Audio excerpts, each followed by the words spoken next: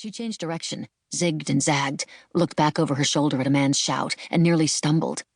She realized blood was snaking down her forehead and into her eye from the wound in her head. Allison staggered into the trees, breathing hard, fell to her knees behind a huge old oak, and swiped at the blood on her face. She looked at her hand, wet, sticky, the blood black in the moonlight. She felt a wave of nausea, and the world tilted sideways. She fell onto her side, hugging herself. She keened with pain and fear until she heard shouts and realized she couldn't stay there. The men were coming, running toward the woods, toward her. She had to move, had to hide or they'd see her, run her down and shoot her dead. Black, terrifying thoughts ricocheted through Allison's brain, of her parents dead in their bed, covered with blood, black like the blood on her hand and sliding down her face. Her parents. She could practically hear their voices, yelling at her to move, to get to safety. She pushed away the grief, staggered to her feet, and ran toward a familiar leaf-strewn trail through the forest that passed by the entrance to Williker's cave, tucked beneath an overhang of thick-leaved oak branches. She'd spent hours there, her own private hideaway when she was younger, but rarely now because she was 12, her first teenage birthday only 6 months away. She fell to her hands and knees when she reached the cave, lifted the brush covering it, crawled in through the narrow entrance, and pulled the brush back into place. It didn't matter that she couldn't see inside, because she knew the cave well, knew the narrow, winding stone corridor widened as it wove back into the hill, where the cave ceiling soared above her head. She mewled as she crawled into the ancient, threadbare blanket still in a tangle on the sand against the cave wall. Jumbled images came to her of herself as a child, hiding in her sanctuary, drinking forbidden Diet Coke and eating junk food, feeling cocky she'd fooled her mother. The ancient grocery bag she'd kept next to the blanket was still there, filled with her childhood treasures. She grabbed a Lenny Styles t-shirt from the bag that felt clean enough. She pulled off the tank top she'd worn to bed, wiped the blood off her face with it, and pressed it against the bloody wound on her head like they did on TV.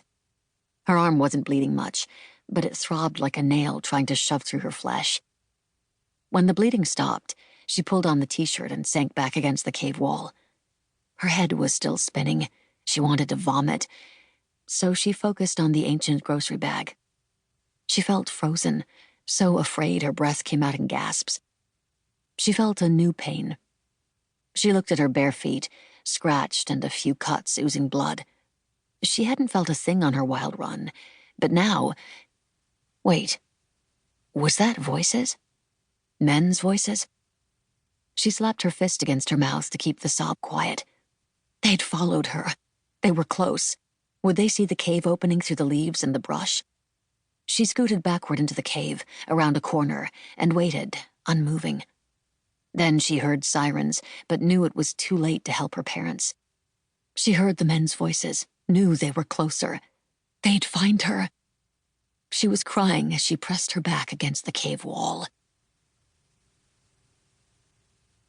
2. Kings Canyon, Northern Territory, Australia.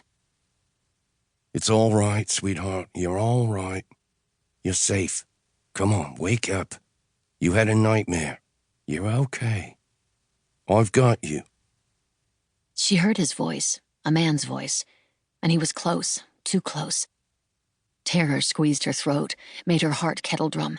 The men were near, coming to kill her like they'd killed her parents. She fought like a wild thing, hitting at his arms, holding her. He held her tightly against him and continued to whisper against her cheek, his voice low and calm. Slowly she came awake, hiccuping at the knot of fear in her throat. She saw a dim face above her, a face she knew, a face she trusted. He was holding her, stroking her back as he continued to speak in his low, easy voice, saying nonsense really, reassuring her.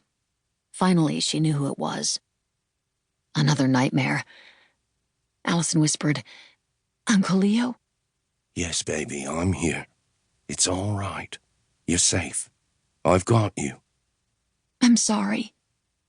Leo continued to hold her, lightly rubbed his hands up and down her back, slow and easy, like she was a wounded and terrified kangaroo joey tangled in a barbed wire fence. Don't be daft. I'd have bloody nightmares too, if I'd been through what you have. That's right. Breathe deep. That's my girl.